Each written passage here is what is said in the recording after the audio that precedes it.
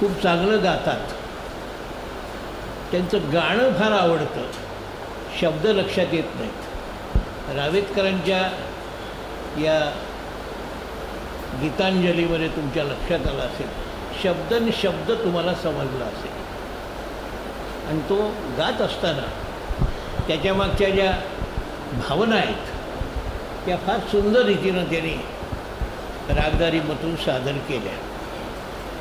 मला आनंद आणखी एका गोष्टीचा असा आहे की रावेतकर हे नुसते संत साहित्य आणि गाण्याशी संबंधित नाहीत. भारताची जी सर्वात मोठी जागतिक संस्था आहे त्या संस्थेत त्यांनी अनेक वर्ष काम केले. बाबा अणुशक्ती केंद्रात त्यांनी काम केलेलं आहे. शिवाय त्यांनी संगीतामध्ये डॉक्टरेट मिळवले वयाच्या 82 वर्षी. चेष्टा आहे का? पण अशा माणसांना पुढे स्थान काय हा माझ्या मनात प्रश्न आहे. जाणीवपूर्वक ते हे मी ठेवलं. आम्ही तुम्हाला सांगितलं की आम्ही 10 कार्यक्रम असे योजलेले आहेत. ते 10 का? कारण आम्ही जे उद्योग केलेला आहे आत्ता गेल्या वर्षभरात तो आजवर महाराष्ट्रात आणि भारतात कोणीही केलेला नाही. आणि असा उद्योग आहे की ज्याच्यातून जगातल्या कोणत्याही देशामध्ये शहरामध्ये ज्ञानेश्वरी आणि गीता अतिशय उत्तम स्वरूपामध्ये सादर केली जाईल असं 2000 पानांचा ग्रंथ आम्ही तयार केलेला आहे. आणि हा फार अल्प किमतीला देणार आहोत. मी ते आत्ताही जास्त तपशील सांगत नाही, पण याच्यात प्रकाशकांनी फायदेबाजी करू नये अशी मी इथूनच त्यांना विनंती करतो. कारण आम्ही जे स्वस्त लोकांना देतो ते प्रकाशकांनी त्याच्यावर मेवा घ्यावा म्हणून देत नाही. लोकांना ते चांगलं काम पोचवण्याची जबाबदारी प्रकाशकांची सुरू आहे. त्यांना नाही जमत, आम्ही करतो ना, आम्ही तोटा सहन करतो. असो, त्या ज्ञानेश्वरीच्या प्रकाशनापूर्वी हे 10 कार्यक्रम, त्यातला हा पहिला कार्यक्रम. मला फार आनंद वाटतो. श्रोते कमी असतील, खरं आहे की अंगाची काहिली व्हावी अशी उष्णता बाहेर आहे. त्याहीपेक्षा डोक्याचा भुगा व्हावा असा राजकारणातल्या लोकांचा दंगाधोपा सुरू आहे निवडणुकीच्या निमित्तानं. आणि त्याहीपेक्षा अभ्यासकांमध्ये एकवाक्यता नसल्यामुळे आता इथं मला फार बरं वाटलं. पसायदानापूर्वी त्यांनी एक दत्तात्रेयाचं भजन म्हटलं. त्याच्या आधी त्यांनी तुकारामांचं भजन म्हटलं, पायीची वहाण पायी बरी. हे सगळं लोकांना दाखवलं पाहिजे. तुम्ही तुकाराम काय अभिनिवेशाविषय काय करता? ज्ञानेश्वर, तुकाराम, नामदेव, एकनाथ हे अभिनिवेशाचे विषय नाहीत, अभिमान संपवण्याचे विषय आहेत. तशा तऱ्हेने त्यांनी मांडणी केली, फार सुंदर ते गायले. त्याची आता कॅसेट तयार होईल. आणि आणखी एक सांगतो, ते काम सुरू झालं. ज्यांनी भारताच्या राष्ट्रगीतावर 2 मोठे खंड लिहिले, कोश लिहिलेले आहेत, त्यांना आम्ही काम सांगितलं आहे. महाराष्ट्र हा एकच प्रदेश असा आहे की जिथं देशगीत आहे, जय जय महाराष्ट्र माझा. इथे राष्ट्रगीतही प्रचलित आहे आणि इथं विश्वगीतही प्रचलित आहे, जे आत्ता तुम्ही ऐकलं. असं दुसऱ्या भाषेला हे वैभव नाही. म्हणून यावर उत्तम काम सबनीस करतील आणि ते इथे सादर करतील. हा एक कार्यक्रम इथं होईल. असो, मी आता या कार्यक्रमाचा दुसरा भाग आहे त्याकडे वळतो. एखाद्या समाजामध्ये अभ्यासकांनी जर विचारपूर्वक काही मांडणी केली तर काय होतं? हा इथे बसलेलं आहे वराने. याचे आजोबा माझ्याकडे यायचे पुस्तकांचे गठ्ठे घेऊन. बस एक दिवशी ते म्हणाले, बसवेश्वरांवर चांगलं पुस्तक नाही आहे.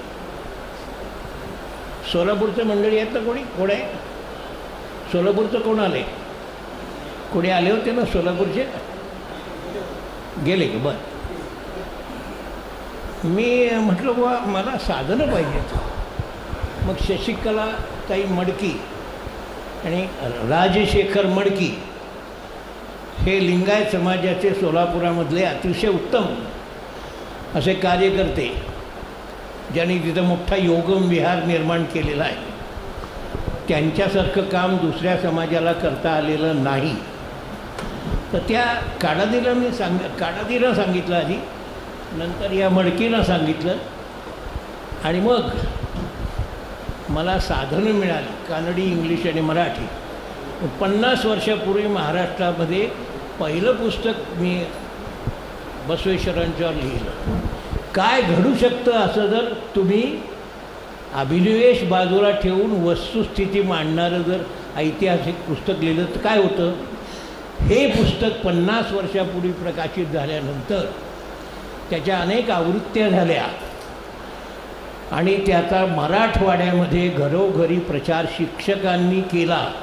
याचे आजोबा ह्या बाबतीमध्ये अध्वर्यू होते आणि मला आश्चर्य वाटलं की त्याच्यानंतर त्या बसवेश्वरांच्या समाजात, लिंगायत समाजामध्ये अनेक प्रकारची माणसं पुढं आली. मुख्य म्हणजे त्यांचे काशीला शिवाचार्य हे सद्गुरू असतात, शंकराचार्य त्यांचे, ते हिंदीचे डिलीट आहेत. माझं त्यांचं चटकन सूत्र जमलं हिंदीमुळे. मग मी त्यांच्याशी दोस्ती केली. त्यांनी जेवढं महाराष्ट्रात संस्कृतसाठी काम केलं आहे संस्कृतच्या मंडळींना करता आलेलं नाही. करून दाखवलं नाही शिवाचार्य सरस्वती. त्याच्यानंतर त्यांनी वीरशैवांची शेदे पसारकर त्यांना मिळाले सोलापूरची, त्यांच्या मदतीनं नियतकालिकं सुरू केली, डॉक्टरेटसाठी स्कॉलरशिप दिल्या आणि अनेक विद्यार्थ्यांनी संबंध वीरशैव वाङ्मयावर किमान 20-22 लोकांनी PhD केली. मी आणि युवा पठाण हे दोघं त्याच्या मागं होतो. माझ्याच हाताखाली 12 लोकांनी केलेलं आहे आणि यामुळे त्याला एक अभ्यासाची अशी बैठक निर्माण झाली आणि या समाजातली माणसं संघटित होऊन आज तुम्हाला वीरशैव समाजातला माणूस का आपल्या घरातल्या स्त्रीला महादेवी म्हणून पाहतो, ही महादेवी आपल्या कुटुंबातली असं पाहतो. तो काही मेळवी मग जेवी नुसतं म्हणत नाही, तसं करतो, उद्योगधंदा करतो. वीरशैव उद्योगधंद्याशिवाय तुम्हाला मिळणार नाहीत. काय कवे कैलास हे वचन आहे बसवेश्वर. काय कवे कैलास म्हणजे शरीर जे मिळाले, कायक तुम्हाला मिळालेलं आहे, त्याने तुम्ही कैलासापर्यंत जाऊ शकता. देह हे देवाचे मंदिर आहे असं नामदेव म्हणाले. त्याचं स्पष्टीकरण बसवेश्वराने आधीच दिलेलं आहे. तो म्हणा हात आहेत, पाय आहे, डोकं आहे आणि माणूस म्हणून जन्म आहे. तेव्हा तुम्ही किती करू शकता हे बसवेश्वरांनी सांगितलं आणि ते मुख्यतः माझ्या संबंध लेखनाचं सूत्र होतं. जास्त बोलत नाही. हे जे जोशी मंडळी आहेत ही मराठवाड्यामध्ये शिक्षकांना गाठून त्यांना पुस्तकं वाचायला लावणारी मंडळी आहेत. आपल्याकडे महाराष्ट्रात पुण्यात शिक्षक खूप आहेत, पण त्यांना वाचायला लावणारे किती प्रकाशक आहेत मला ठाऊक नाही. हे जे गोल्ड मार्केटमधलं तुमच्या लातूरचं जे प्रकाशन आहे, या प्रकाशनालयामध्ये शिक्षक जमतात आणि चांगली चांगली पुस्तकं विकत घेऊन वाचतात आणि मुलांना वाचायला लावतात. त्यामुळे माझं पुस्तक हे लोकांपर्यंत त्याने अनेक प्रकारे, आता यावेळेला ते म्हणाले आम्हाला परत आवृत्ती काढायची. काढा म्हटलं आणि ती आवृत्ती आता प्रकाशित होणार आहे. त्याच्यासंबंधी मी फार बोलत नाही, तो प्रकाशकच काय बोलायचं ते बोलेल. आणि हेही सांगतो प्रकाशनाच्या क्षेत्रात हे सुद्धा फार दुर्मिळ आहे. 4थी पिढी आहे, सगळी माणसं उत्तम शिकलेली आहेत आणि ह्या प्रकाशनात पुढं चाललेली आहेत. तेव्हा या ग्रंथाचं प्रकाशन होईल. दुसरा एक ग्रंथ आहे त्याच्याविषयी थोडंसं मी बोललं पाहिजे. आमच्या ह्या सूत्रसंचालन करणाऱ्या शुभदा वर्तक या आता 60ीत आहेत. आणि साठीत त्यांची जी साठवण आहे त्याच्यात तुम्ही श्री शिल्लक असं पुस्तक त्यांनी तुम्हाला दिलेलं आहे.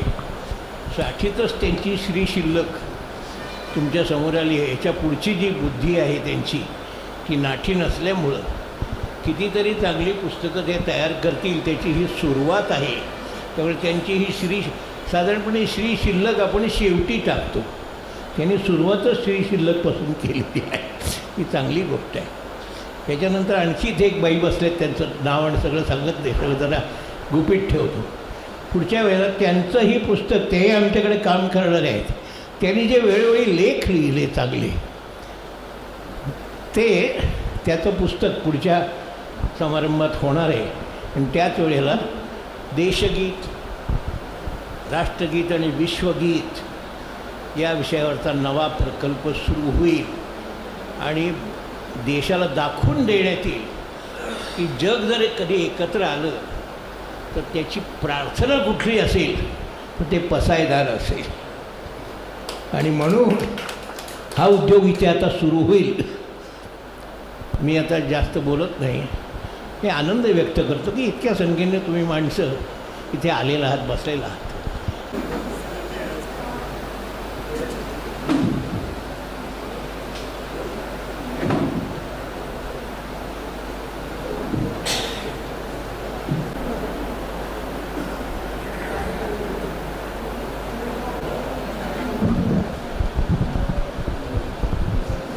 रवी जोशी, गुरुकुल प्रतिष्ठानचे कार्याध्यक्ष Appasaheb Ashtekar, doctor Ashok Kamat, wing commander Vijay Chatur. मी कार्यक्रमाच्या सुरुवातीला उल्लेख केल्याप्रमाणे महात्मा बसवेश्वर या डॉक्टर अशोक कामत यांनी 50 वर्षापूर्वी लिहिलेल्या पुस्तकाच्या 4थ्या आवृत्तीचे प्रकाशन आज होत आहे. पुस्तक प्रकाशित झाल्यानंतर लातूरच्या विद्याभारती प्रकाशनचे श्री ओंकार रवी जोशी त्यांना हे पुस्तक का प्रकाशित करावेसे वाटले याबद्दल बोलतीलच. या पुस्तकाच्या 3ही आवृत्त्या त्यांच्याच आधीच्या 2 पिढ्यांनी प्रकाशित केलेल्या आहेत. आज प्रकाशित होणारे दुसरे पुस्तक आहे श्री शिल्लक. हा माझा पहिलाच लेखसंग्रह आहे. या पुस्तकाचे वाचक स्वागत करतील अशी आशा आहे. पुस्तकात विविध विषयांवरचे लेख आहेत. या लेखरूपी विविधरंगी फुलांची ओंजळ वाचकांसमोर रीती करत आहे. ती वास घेण्याच्या योग्यतेची आहे की नाही ते आपणच ठरवावे. सरांचा आग्रह असतो की माझ्या मार्गदर्शनाखाली काम करणाऱ्यांनी पडद्यामागे राहू नये. त्यांच्या नावावर त्यांचं स्वतःचं असं काहीतरी यावं. त्याला अनुसरून हे माझं पुस्तक आलं.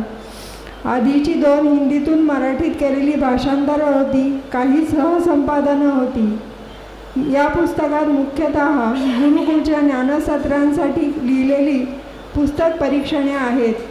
काही इतर नियतकालिके, दैनिकातून छापून आलेले लेख आहेत. मी डॉक्टर कामत सरांप्रती कृतज्ञता व्यक्त करते. माझा 60वा वाढदिवस मागच्या आठवड्यात दणक्यात साजरा झाला. आज आपल्या सर्वांच्या साक्षीने परत साजरा होत आहे. आता सरांनी सांगितलं की दुसऱ्या लेखकाचं नाव गुपित ठेवायचं, त्यामुळे मीही ते गुपितच ठेवते की माझ्या सहकारी गुरुकुलमध्ये काम करणाऱ्या त्यांचंही पुस्तक छापून तयार होत आहे. गुरुकुलच्या पुढच्या कार्यक्रमात त्यांच्या पुस्तकाचे प्रकाशन होईल.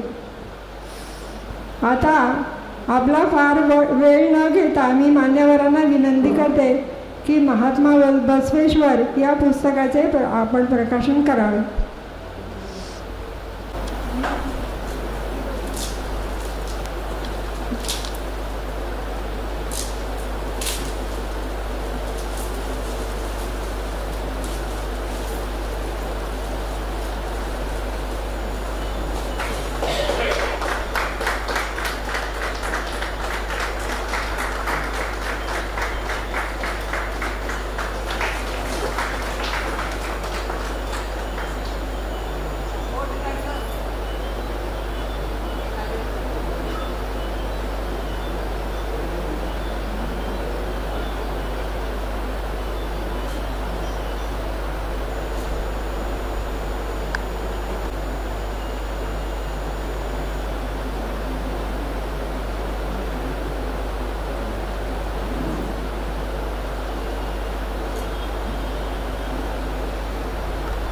Thank you sir.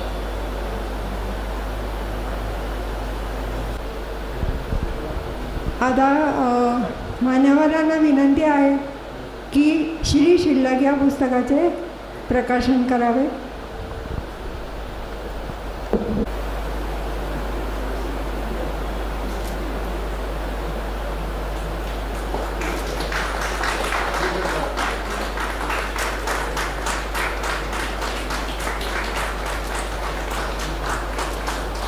थांबा सर, थांबा, व्हिडिओ होतोय.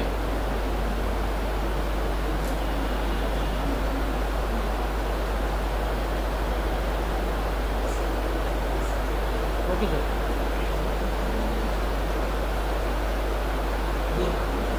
आता विद्याभारती प्रकाशनचे ओंकार रवी जोशी हे आपले मनोगत व्यक्त करतील की त्यांना हे पुस्तक का प्रकाशित करावेसे म्हटले.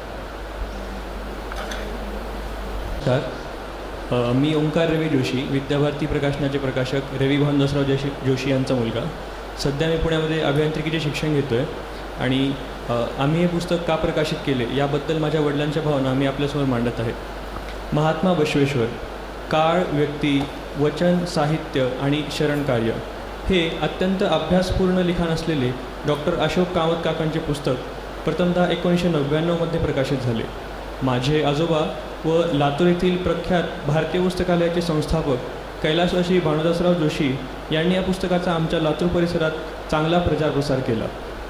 डॉक्टर अशोक कामत काकांचे महात्मा बसवेश्वरांचे पुस्तक अभ्यासकांसाठी मार्गदर्शक ठरले.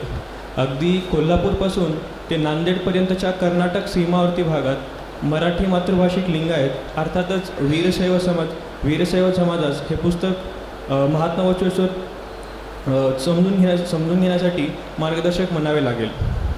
या कार्याबाबत वीरशैव समाज डॉक्टर अशोक कामत सरांचे कायम ऋणी राहील असे अनेक अभ्यासिकांनी बोलून दाखवले. या पुस्तकाची आवृत्ती संपल्यामुळे मागील काही वर्षात वाचकांना हे पुस्तक मिळत नव्हते.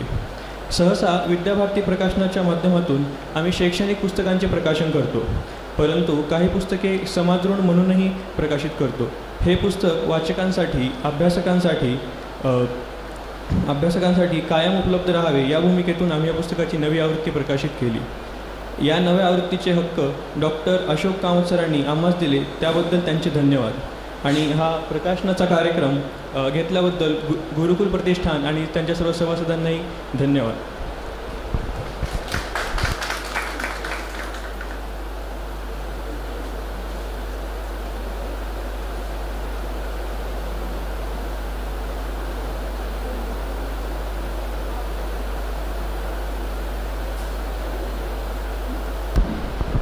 हॅलो, हां, धन्यवाद जोशी सर.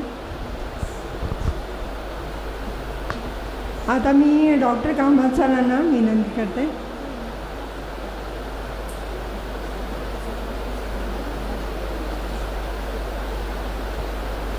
की त्यांनी समारोपाचं भाषण करावं.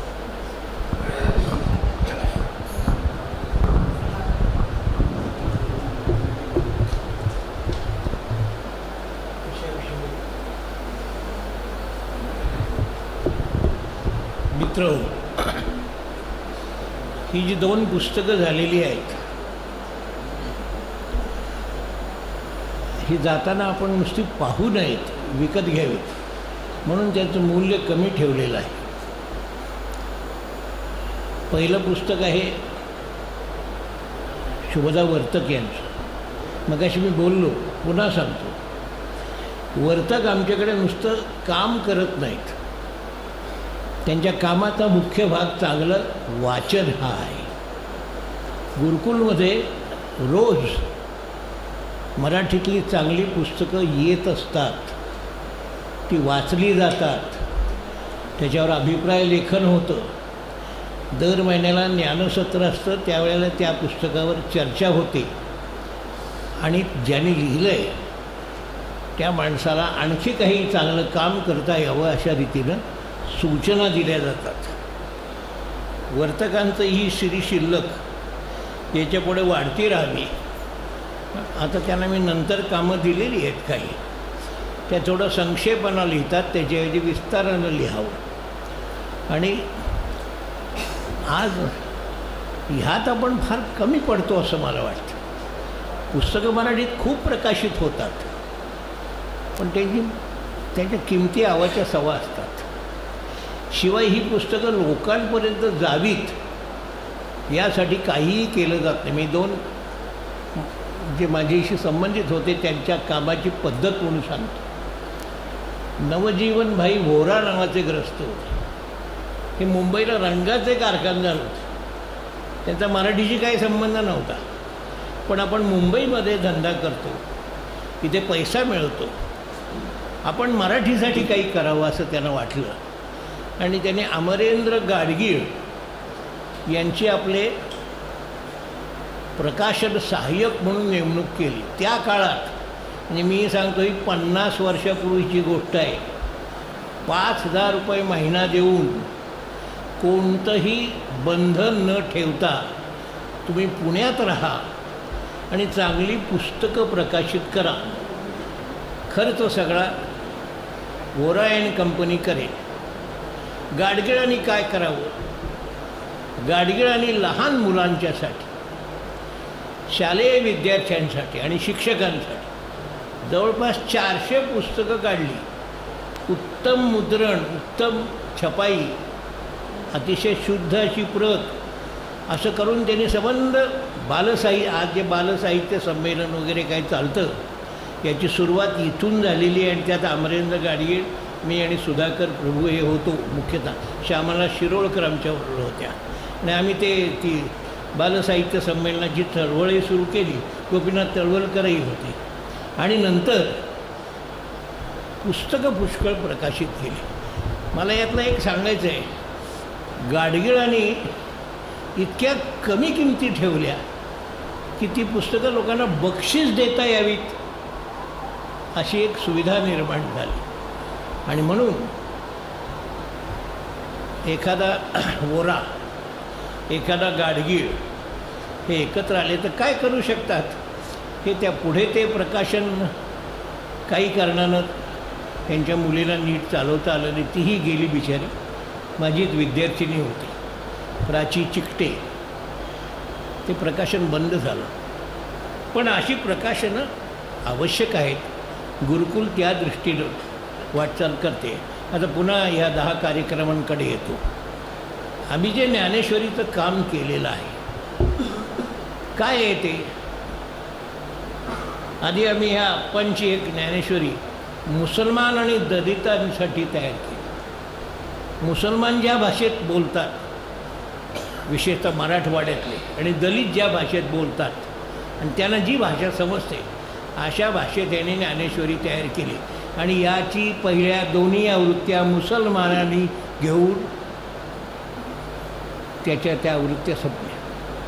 आता नवी आवृत्ती त्याचंही प्रकाशन एवढ्यात इथं होईल, तयार होती आहे.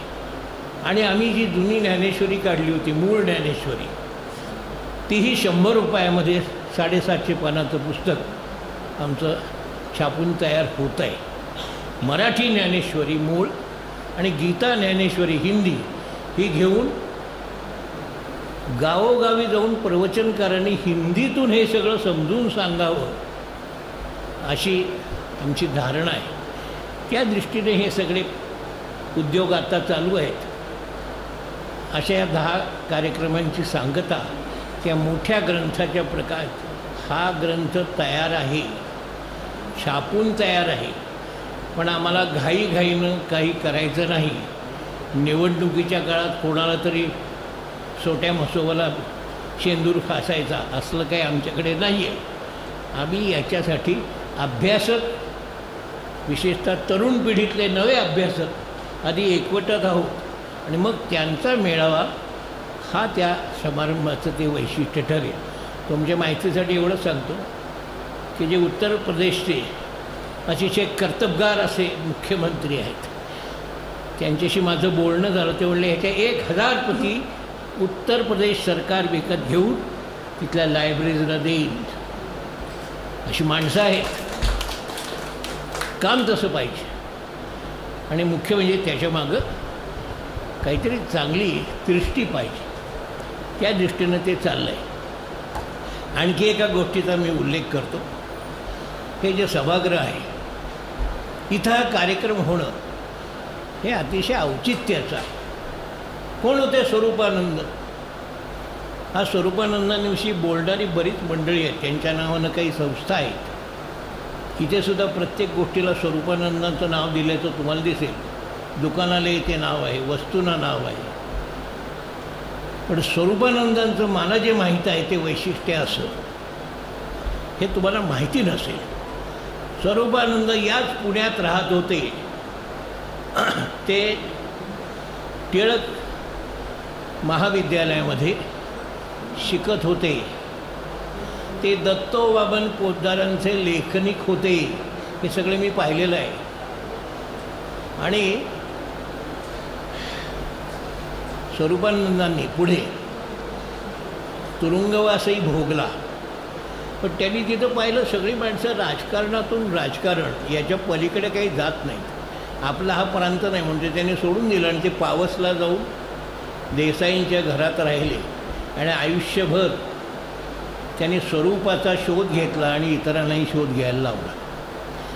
ते जिथे त्या पडवीत होते तिथे अशी पाटी होती, अवघे हरिमय योग बळे. ते योगी होते. साधा एक नमुना सांगतो योगी कसा असतो. ते जे त्या कॉटवर पडलेले असत त्या चादरीला सुरकुतीसुद्धा पडत नसे, इतकं त्यांचं ते हलकं शरीर होतं. आणि बाजूला रामकृष्णांच्या मूर्ती होत्या. अखंड जपात ते असत. माझं भाग्य असं आहे की मला त्याला फार जवळून अनुभवता आलेला आहे, त्यांच्याशी बोलता आलेलं आहे. एकच प्रसंग सांगतो म्हणजे तुम्हाला बरं वाटेल. ज्या सभागृहात तुम्ही आहात, मला त्यांनी आत बोलावलं. त्या माझ्या PhDचा ग्रंथ, माझा पहिला PhDचा ग्रंथ होता, तो नाथसंप्रदायावर होता. तो त्यांनी पाहिला, त्याच्यावर असा हात ठेवला आणि म्हणाले, तुला पुन्हा PhD करावं लागेल. मी काय एक सामान्य विद्यार्थ्यापणे अर्थ घेतला की हा प्रबंध नापास होणार आहे आणि आपल्याला पुन्हा लिहायला लावणार आहेत, उठाबशा काढायला लागणार आहेत. पण असा त्याचा अर्थ नव्हता. सत्पुरुष असले आशीर्वाद कधी देत नाहीत हे मला माहिती नव्हतं. मग मी काय करू? काहीही करू नका म्हणले. आपोआप वेळ येईल, मग तुमच्या लक्षात येईल. मी बाहेर पडलो आणि नंतर एक एक चमत्कार मी वर्तमानपत्रात वाचायला लागलो. इंदिरा गांधीसारख्या हुकुमशहा बाईला एकदम झैलसिंग यांची आठवण झाली. आणि ज्ञानी झैलसिंग जे तिरखाण म्हणजे सुतारी कामं करायची, त्यांना तिनं राष्ट्रपती पदावर बसवलं. आता हे मलाही धक्काच होतं, मला ते माहिती होते, पण ते तिथून एकदम राष्ट्रपती. इंदिरा गांधींच्या काळात काहीही होत असे. आता मात्र कोणी काहीही केलं तर वाटेल ते बोलत असतात. आधी काय काय झालं काही लक्षात नसतं. जैलसिंग त्या तिथे बसले आणि त्यांनी महाराष्ट्र सरकारला एक पत्र लिहिलं की मी नामदेवांच्या जन्मस्थानाला भेट देऊ इच्छितो, असं पत्र लिहिलं. महाराष्ट्र सरकारचं जे काही खातं होतं हे सगळं बघणार, त्यांची पंचायत झाली हा नामदेवाचं हे जन्मस्थान कुठून शोधून काढायचं. म्हणून त्यांनी काही उत्तरच लिहिलं नाही. ही आपली प्रशासकीय पद्धत आहे, उत्तरच नाही. 6 महिने ते पत्र पाठवित राहिले. पुढे ते म्हणले मी येणार आहे आता. मग मात्र त्याला खडबडून जाग आली आणि ते जे कोणी होते प्रशासक त्याने डॉक्टर बाचल, हेवी नामदार आणि मला अशी पत्र लिहिली की तुम्ही याचं उत्तर द्या. बाचल म्हणले कामतच उत्तर देतील बरोबर. इनामदार फार चतुर होते. ते म्हणले असं काहीतरी मार्ग काढा की मारामाऱ्या आणखी आपल्यातल्या होणार नाही तरी त्या देशभर जाणार नाहीत. कारण नामदेवाचं जन्मस्थान म्हणजे झाली बाराबारी पुढं सुरू, हे का ते. म्हणून मी युक्ती काय केली, मी जैलसिंगांना असं पत्र पाठवलं की या तुम्ही बार्शीला या, तिथल्या भगवंताचं दर्शन करा. त्या मंदिराच्या मागच्या बाजूला एक समाधी आहे, ती समाधी पहा. तिथं नामदेवांना बोध झाला अशी कल्पना आहे त्यांच्या गुरुकडून.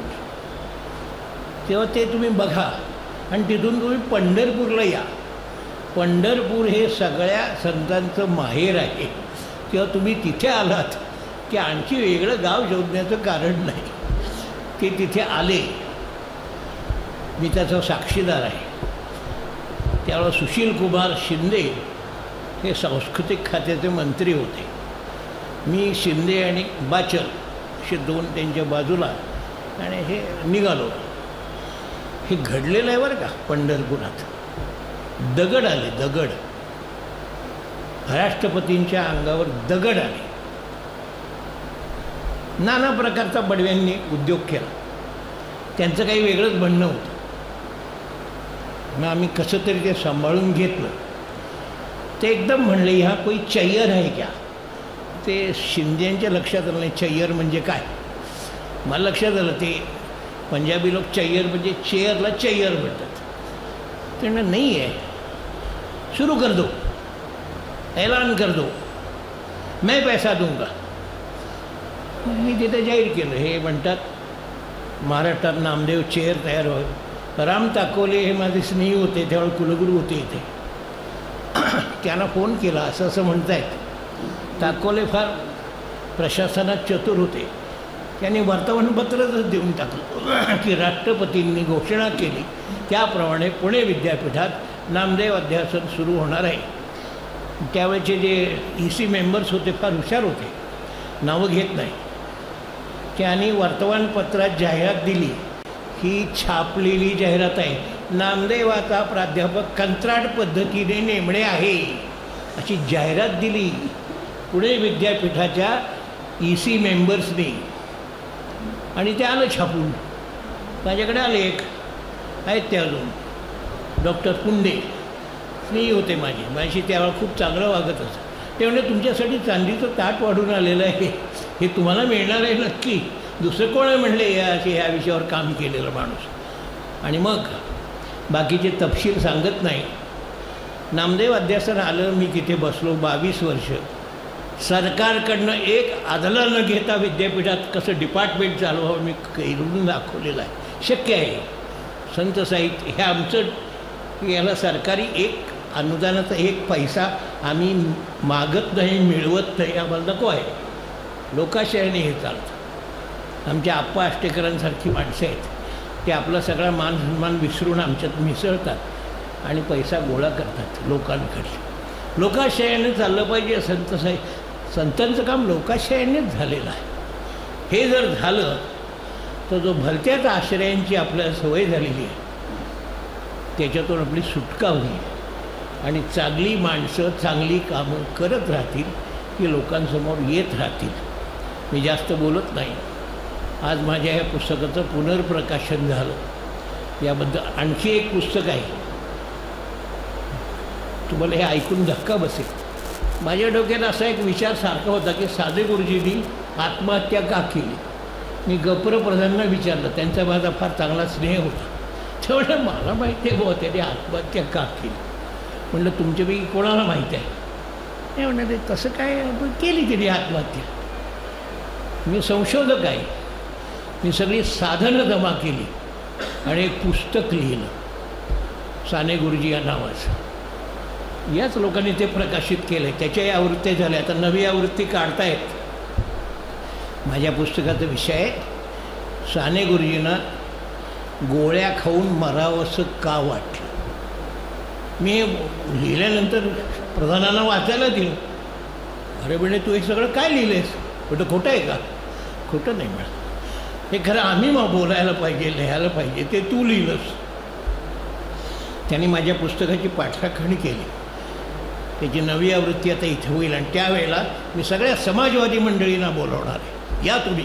आणि तुम्ही नेमकं काय करतात. धडपडणारी मुलं आज काय करतात, फडफडतात एकमेकावर.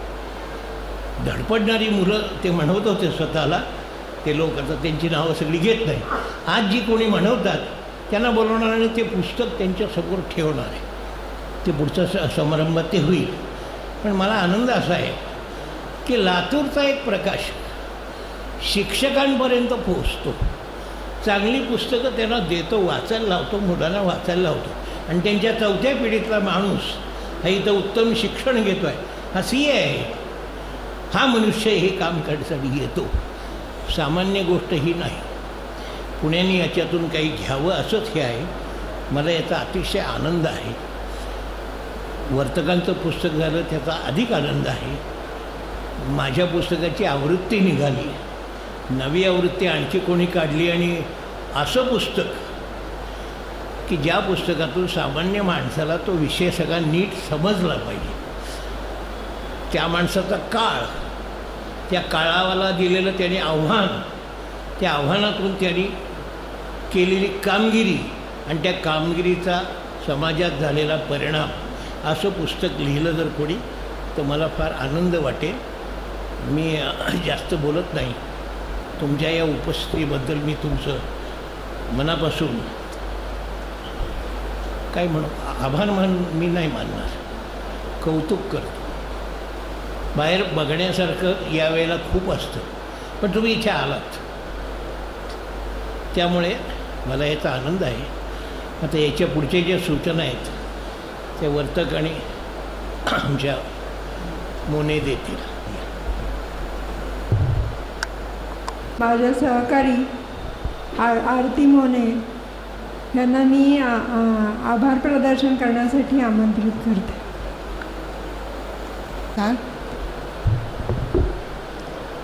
डॉक्टर कामत सरांनी सांगितल्याप्रमाणे एकूण 10 कार्यक्रम जे गुरुकुलतर्फे होणार आहे, त्यातला आजचा जो पहिला कार्यक्रम झाला तो अतिशय सुरेल आणि भक्तिरसात न्हाऊन निघालेला असा झालेला आहे.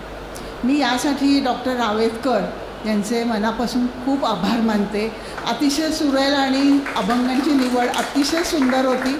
सर्वांनी त्याचा खूप आनंद घेतला आणि त्यांच्याबरोबर निवेदन करणाऱ्या मिसेस रावेतकर यांचे मी आभार मानते. त्यांचे सहकारी त्या सर्वांचेही मी खूप मनापासून आभार मानते.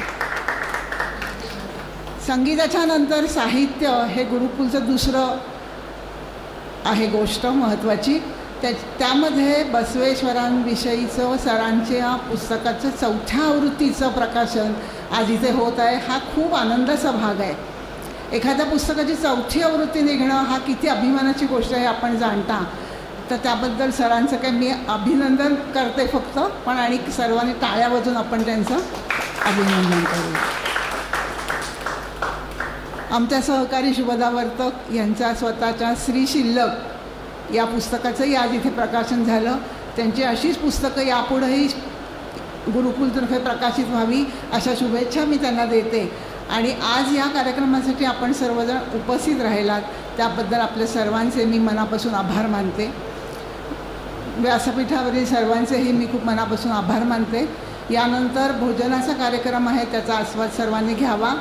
आणि हा हॉल आपल्याला उपलब्ध करून देणारे योगेश देसाई आणि त्यांचे सहकारी या सर्वांचेही मी मनापासून आभार मानते.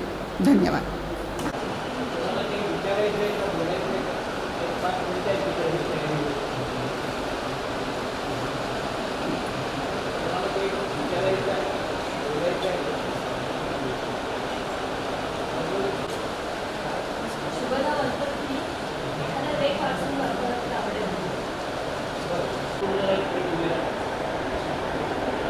माणसं तयार करण्याचे का नमुना आहे. ते सैन्यातले निवृत्त अधिकारी आहेत. त्यांनी आमच्याकडं गुरुकुलमध्ये ह्या ग्रंथातून आहे त्याचा काळ 1666 ते 1708 आहे. या काळातल्या 45 वर्षाच्या पण नांदेडच्या विद्यापीठात गेल्या 8 वर्षात कागद आलेला नाही तर माणूस आलेला पण येते. त्याची यादा मिळावी याच्यासाठी गुरुकुल प्रयत्न तरी होईल. शेख आणि शिवाजी असं हे लक्षातच राहिलं ते, पण ऐकू आलं असेल तुम्हाला माझं बोलणं. ते सुरू झालेलं आहे आणि त्याचं काम हे करतायत. मी तुम्हाला एकच सांगतो, गेल्याच महिन्यात इथं हा समारंभ झाला. आपण देवीची पूजा करतो, बरंच काय काय करत असतो, मुख्यतः जेवत असतो छानपैकी पुरणपोळ्या करून. गोविंद सिंगांनी ज्या वेळेला शिखांना कर्तव्यासाठी आणि बलिदानासाठी तयार करण्याची वेळ आली तेव्हा लाहोरच्या जवळ कोट्टनयना देवीच्या देवळात बोलावलं आणि त्याला खालसा पंथाची दीक्षा दिली. खालसा आपण मराठीत बावळटासारखा शब्द वापरतो, संस्थाने खालसा केली हा शब्द चूक आहे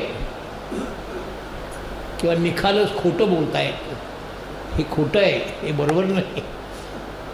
खालीस म्हणजे शुद्ध, खालसा म्हणजे शुद्ध शिष्य, आणि त्यांना कोट्टनयना देवीच्या निमित्तानं देवीची पूजा कशी करावी हे सांगितलं. ते पुस्तक आम्ही तिथे तुम्हाला बघायला मिळेल, विकत घ्या, वाचा. ती जी चंडी पूजा आहे, काय त्या पुस्तकाचं नाव? चंडी दिवा. चंडीची पूजा का करावी आणि कशी करावी? आज शीख कुटुंबातला एक तरी माणूस सैन्यात जातो, ही आज्ञा तिथं आहे. नुसती देवीची पूजा नाही, मारायलाही तयार असावं आणि मारायला तयार असावं वाह्यात कोणी असेल तर. वाचण्यासारखं आहे चंडी दिवार. आम्ही मराठी आणि हिंदी मूळ यांचंच पुस्तक आहे, ती प्रकाशित केले, तिथे ती आहेत, ती वाचा. म्हणजे शीख इतके तडफदार का आहेत आणि आपण एवढे बावळट का आहोत शिवाजीच्या नावानं टेऱ्या बनवून सुद्धा, हे समजेल. कुठे आपण कमी पडतो आहे हे कळेल. मी एकच गोष्ट उल्लेख करतो, नामदेव गेला, शिंपी समाजाला त्याचा अभिमान, तिकडे गेला त्याला. अरे पण तुम्ही आणि शीख एकत्र येऊन नामदेवांच्या काळात नाही, आताच्या काळात काय करायचं ते करा ना एकत्र येऊन. अशी कामं यांनी केलेली आहेत. आपण कमी पडतो या ठिकाणी. असो, आता याच्या पुढच्या एका कार्यक्रमामध्ये मी शिखांचा मेळावा घेणार आहे आणि शीख नेमकं काय करू शकतात हे त्यांना सांगितलं जाईल आणि शिखांबरोबर आपण काय करायचं आहे हेही आपल्या मंडळींना सांगितलं जाईल. मी इथं थांबतो, वेळ झालेला आहे, तिकडची तयारी झालेली आहे. तुम्ही काय बोलायचं बोला बोला बोला. नमस्कार. आज हा भक्तीचाच सोहळा आहे, तर त्यानिमित्तानं मी 1-2 मिनटं घेतो. गुरु गोविंद सिंगांचा इथं आत्ता उल्लेख झाला, तर त्यांचा जो दशम ग्रंथ आहे त्यात सुरुवातीला एक जाप साहिब म्हणून रचना आहे मोठी. त्या रचनेचाही मी आत्ता अनुवाद केलेला आहे हिंदीत, आणि ही छंदबद्ध अशी रचना आहे, तर माझा अनुवादही छंदबद्ध आहे. या रचनेत परमेश्वर काय आहे आणि काय नाही हे सांगितलेलं आहे. तर त्यातले सुरुवातीचं मी फक्त एक वाचतो, ही भुजंग प्रयातमध्ये आहे.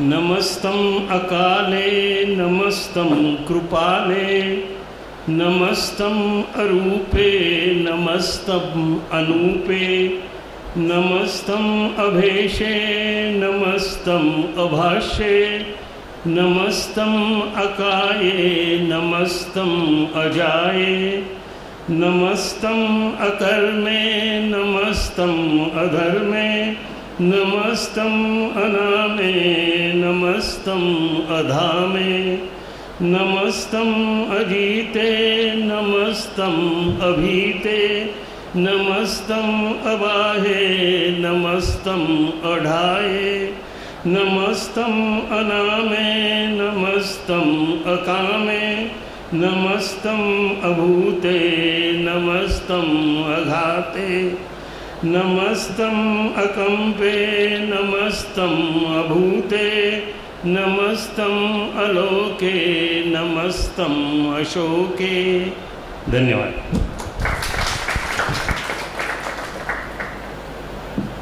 येताना भावलेला साधेपणा. साधारण 10 वर्षांपूर्वीची गोष्ट. 3 किंवा 4 सप्टेंबर तारीख असावी. फर्ग्युसनच्या ॲम्फी थिएटरमध्ये खूप उत्साहाचं वातावरण होतं. वेळ सकाळी 10-10:30ची. बाहेर धोधो पाऊस पडत होता. तरी ॲम्फी थिएटर मुलांनी गच्च भरलं होतं. मुलं उत्सुक होती नाटक आणि प्रमुख पाहुण्यांना पाहण्यासाठी. स्टेजवर पडद्यामागे कलाकार.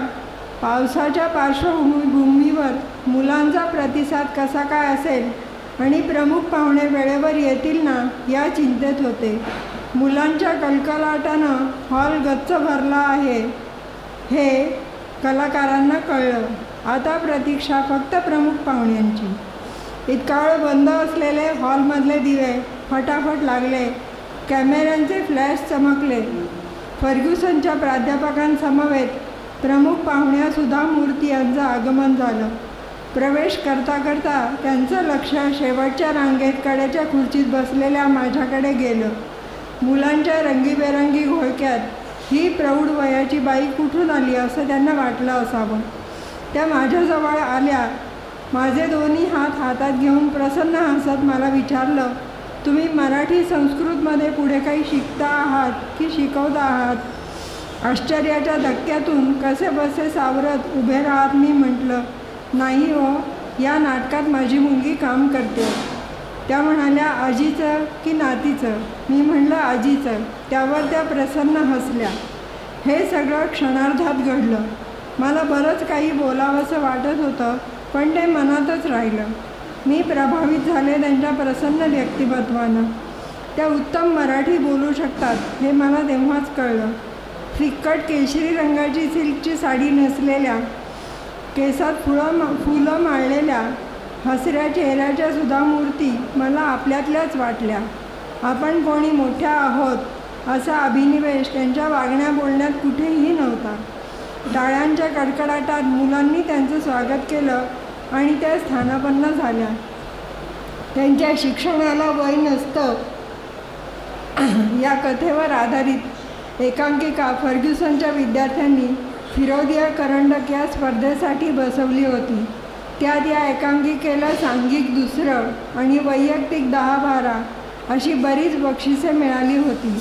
त्यामुळे मुलांची अशी इच्छा होती की खुद्द सुधा मूर्तींसमोर या एकांकिकेचं सादरीकरण व्हावं.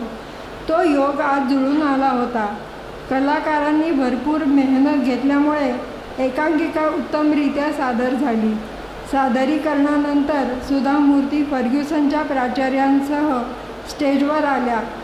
मुलं खुर्च्या आणण्यासाठी धावाधाव करू लागण्याआधीच सहजपणे त्या नाटकाच्या सेटमधील लोखंडी कॉटवर जाऊन बसल्या. मुलांशी गप्पा मारताना त्यांनी मुलांचं कौतुक केलं. तितक्याच मोकळेपणाने खटकलेल्या 1-2 गोष्टीही सांगितल्या. स्वागत करताना त्यांना दिलेला पुष्पगुच्छ त्यांनी आजी आणि नात यांची कामे करणाऱ्या कलाकारांना देऊन टाकला. स्वतःच्या छोट्या पर्समध्ये होते नव्हते तेवढे पैसे काढून सगळ्या कलाकारांना बक्षीस म्हणून देऊन टाकले. हा हृदय प्रसंग होता. त्यांनी नंतर इन्फोसिसच्या सुरुवातीच्या काळात पुण्यात असताना त्यावेळचे वातावरण, त्यावेळची रेस्टॉरंट्स या विषयांवर मुलांची अनौपचारिक गप्पा मारल्या. नारायण मूर्तींची रोज एक सिनेमा बघण्याची लावलेली आणि जिंकलेली पैज याबद्दलही सांगितलं. या गप्पा मारताना मोठेपणाचा लवलेशही नव्हता. मुलांना, कलाकारांना हा अनुभव कायम लक्षात राहील असाच आहे. पण मीही हा अनुभव कधीच विसरू शकणार नाही. धन्यवाद. पुणकर शुभदा वर्तकच्या माझी मैत्रीण आहे ती. तिच्यामुळे मी आत्तापर्यंत बरेच कार्यक्रम आपले अटेंड केलेले आहेत आणि प्रत्येक कार्यक्रमामध्ये आपल्या कामत सरांकडून जी माहिती आम्ही ऐकतो ती खरोखर आम्हाला म्हणजे मन हे होऊन जातं, आमचं सगळ्यांचं मन भारावून जातं. तर माझी अशी विनंती आहे की गुरुकुलचा इतिहास एक सांगणारं एक पुस्तक प्रसिद्ध व्हावं पुढच्या काळात, अशी विनंती.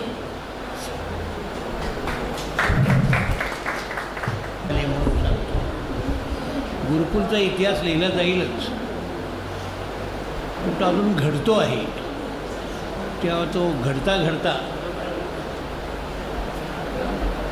जेवढं शक्य आहे तेवढं लिहिलं जाईल, पुढे त्याचं पुस्तक होईल. एक गंमत म्हणून सांगतो. मी विद्यार्थी असताना फर्ग्युसन कॉलेजमध्ये चांगली व्याख्यानं व्हायची.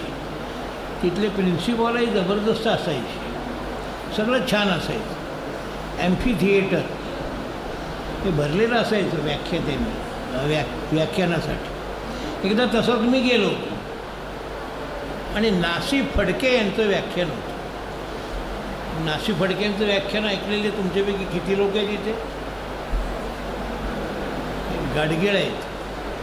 ते फार फरड्या आवाजात आणि अतिशय स्पष्ट असं बोलायचे. म्हणजे बोलणं इतकं धारदार असायचं की समोरच्या माणसाला मिळालेला फिशपॉट त्याचा त्याला कळायचा आणि तो गपचूप तो घेऊन कोणी पाहिला नाही म्हणून खिशात टाकायचा. एकदम प्रिन्सिपॉल जे होते त्यांना वाटलं आता आलेत मोठे वक्ते, थिएटर भरलेलं आहे, आपण एक गंमत करावी किंवा काहीतरी आपलं काहीतरी दाखव. ते म्हणाले यांचं मी पुस्तक वाचलेलं आहे. आता पुस्तक वाचलेलं आहे असं प्रिन्सिपॉल म्हणतो म्हणजे ते टाळ्या वाजवल्या पोरांनी. म्हणजे यांची मी दौलत ही कादंबरी वाचलेली आहे असं काय काय बोलले आणि म्हणाले आता ते त्या कादंबऱ्यांविषयी बोलतील. फडके असं फडकेंनी केलं. माईक हातात धरला आणि म्हणाले फडके, आजचं व्याख्यान रद्द झालेलं आहे. मी बोलण्याच्या मनस्थितीत नाही. लोकांनी अर्थ असा काढला की यांना अटॅक येण्याची वेळ झालेली आहे, त्यांना डॉक्टर आणला पाहिजे. असं ते धावपळ झाली, सगळे गेले डॉक्टर आणायला. आणला डॉक्टर. फडके आपले हळूहळू खुर्चीवरनं उठले आणि प्रिन्सिपॉलच्या खोलीत गेले. त्यामुळे डॉक्टर आलेत आणि त्यांना परत जायला सांगा, मला काहीही झालेलं नाही. मी ज्या विषयाची तयारी करून आलो होतो त्या विषयावर बोलणार होतो. तुम्ही यामध्येच आपलं दौलत आणि माझ्याच कादंबऱ्यांचा उल्लेख केला ज्याची मी तयारी केलेली नाही. असे फडके होते आणि असे वक्ते आम्ही अनुभवलेले आहेत. म्हणजे मी लिहिलं म्हणले त्याच्यावर मी बोलत सुटतो असं मी काही करत नाही म्हणले. तयारी केल्याशिवाय बोलत नाही. फडक्याने त्यानं सांगितलं ते काय मला काही झालेलं नाही म्हणाले. प्रिन्सिपॉलनं काहीतरी झालं, त्यांनी भलताच विषय सांगितला, त्या विषयाची मी तयारी केली नव्हती. सुधा मूर्तींचा तुम्ही उल्लेख केला. प्रत्येक इथे पालक आहात म्हणून तुम्हाला सांगतो, माझाही सुधा मूर्तींशी खूप जवळून संबंध आला. एकदा त्यांच्यावर मी प्रवास करत होतो. अथणीला गेलो आम्ही. अथणी जमखंडीच्या अलीकडे आहे अथणी. सुधाताई मला म्हणाल्या इथेच माझी शाळा आहे, जरा येता का? चला म्हटलं. मी आणि सुधाताई ते शाळेत गेलो. तिथल्या लोकांनी ते काय मला आणि त्यांना ओळखलं नाही कोण आहे तो. त्यांनी एवढंच विचारलं ही इमारत पुरेशी आहे का? ते नाही म्हणाले, आम्ही 2 वेळा शाळा भरवतो, पुरत नाही इमारत. बरं, इथे लॅबोरेटरीज किती आहेत? एकच आहे म्हणाले, सगळं तिथेच चालतं, फिजिक्स, केमिस्ट्री, बायोलॉजी. म्हणाले लॅबोरेटरीज वेगळे नाहीत म्हणाले. हॉल आहे का बसायला? नाही आहे म्हणाले, अंगणात बसतात लोक. त्यांच्यावर जो PA होता त्याला सांगितलं, नोट केलीस? उद्याच्या उद्या ह्या सोयी इथं करायला सुरुवात करायची. मी आणि मला जाताना एवढंच वाटलं, या शाळेत मी होते, इथे ह्या गोष्टी नाही आहेत, ही माझी जबाबदारी आहे. आणि सुधाताईंनी त्या शाळेत त्या सगळ्या सोयी करून टाकल्या. मी घरी आलो, मुलांनाही सांगितलं, असं मी अनुभवून आलो. माझा मुलगा त्यांच्या एवढ्या प्रेमात पडला, तुम्हाला म्हटला त्यांची मला ओळख करून द्या. म्हटलं देईन ओळख करून, त्या इथं आल्या म्हणजे. तसं कधीतरी योग आला, मी करून दिली. आणि त्याला एवढंच म्हटलं यांच्यासारखं काम कर. मला सांगायला अभिमान वाटतो, माझ्या मुलानं त्यांचा आदर्श समोर ठेवून असा उद्योग सुरू केला की ज्याच्यामध्ये 2500 लोक आहेत आणि ऑल आर पार्टनर्स. कोणी मालक नाही, ऑल आर पार्टनर्स. आणि आपण माहीत आहे लाखोचा धंदा करतात परदेशात आणि आपला पैसा परदेशात जाऊ नये, तिथला परदेशातला पैसा आपल्याकडे आपल्या टॅलेंटच्या निमित्तानं यावा अशी त्यांच्यासमोर सुधा मूर्तींचा आदर्श आहे. अशी माणसं समाजासमोर ठेवली पाहिजे. त्यांची जात पात प्रांत हे सगळं सोडून मी तुम्हाला एवढंच आश्वासन देतो, या ज्ञानेश्वरीच्या कार्यक्रमात एक दिवशी इथं तुम्हाला सुधा मूर्तींना मी आणून दाखवतो. ते बोलतील, उत्तम मराठी बोलतात आणि आठवणी सांगतात. आपण फर्ग्युसनमध्ये असताना कुठे बसत होतो, आता जिथं टिळक चौक आहे ओळखू येणार नाही, अलका टॉकीजचा चौक, तोही कदाचित समजणार नाही. पण त्या चौकामध्ये एका बाजूला असे हे आहेत कोणते सेनापती बापट आणि पलीकडच्या बाजूला एक छोटंसं यांचं कोणते टिळकांचे सहकारी त्यांचा छोटासा पुतळा आहे. सुधा मूर्ती त्या पुतळ्याच्या खाली बसून तिथल्या दिव्याच्या प्रकाशात अभ्यास करत असत ह्या आठवणी सांगतात. आणि तिथेच बाजूला फळ विक्रेते असायचे आणि फळांच्या कातऱ्या तुकडे द्यायचे आणि रुपयामध्ये फळांचे तुकडे मिळत असत आणि ते ₹2 तुकडे खाऊन माणसं दिवस साजरा करायची. या सगळ्या आठवणीसुद्धा त्या सांगतात. पुण्यातल्या अशा माझ्याही आठवणी आहेत. आम्ही अशा पुण्यात वाढलेलो आहोत. त्यामुळे पुण्यात विद्वान माणसं कशी असतात हे इथे समोर पंडित गाडगिळे बसलेत बघा. 94 वर्षाचा तरुण आहे, अजूनही मांडी ठोकून बसतो आणि कुठे कुठे लांबवर प्रवासाला जाऊ. अशा माणसांचं पुणे आहे, ते सारखं आपल्या समोर राहिलं पाहिजे आणि लोकांच्या समोर आपण ठेवलं पाहिजे. त्याच्याशी संबंधित कार्यक्रम, त्यातलाच हा ज्ञानेश्वरीचा एक उद्योग आहे. हा या महिन्यात 1.5 महिन्यात तुम्हाला त्याचा संबंध देशभर झालेला परिणाम पाहता येईल. कदाचित त्याच्यासाठी इथे ते आदिनाथही येतील. प्रयत्न आहे माझा तसा. बघू, मी जास्त बोलत नाही, थांबतो. तयारी झालेली आहे. आता मागे तुम्ही भोजनाचा आस्वाद घ्यावा, गप्पा मारा.